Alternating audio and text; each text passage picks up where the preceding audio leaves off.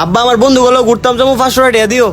বাজান সারাদিন 100 টাকা বেচে কিনা করছি, ল যায় ঘুরে গিয়া। আব্বা তুমি আমার 100 টাকা দিলা, এই 100 টাকা আমার কি হইব? এ লো তোমারটা তুমি রাখো, আমার 500 টাকা লাগবো। ওই তুই টিয়াদা কি করস আমি জানি না, সারাদিন নেশাফানি করস, ঘুরাঘুরি করস। 100 টাকা নিলে নে, না নিলে জানতে। আব্বা আমি এত কথা শুনতাম চাই না, আমার 500 টাকাই লাগবো। 500 টাকা লাগলে তুই দোয়ান হয়ে ব, আমি করে হোটেলতে খাই আই। দোয়ানটাতে বইয়া বেচা কিনা করে দেখ বাস্তবতা কত কঠিন। কিরে তোর বাপে কো?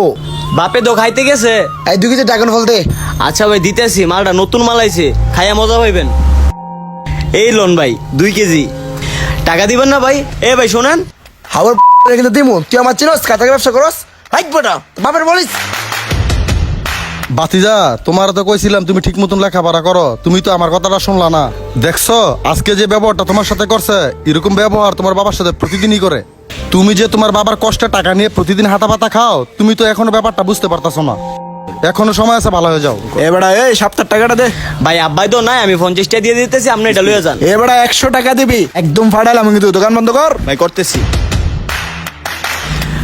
আব্বা এ বাজান কি হইছে? উঠ উঠ। আব্বা আমি অন্ধকার ঘুরে পড়া তোমার সাথে অনেক খারাপ ব্যবহার করছি, আমি অনেক ভুল করে লেছি আব্বা। বাজান আমি এটাতেই খুশি, তুই তো আর ভুল বুঝতে পারছস। প্রত্যেকটা সন্তানের উচিত যে বাস্তবতা বুঝা। আমার সবকিছু তোর জন্যই তো।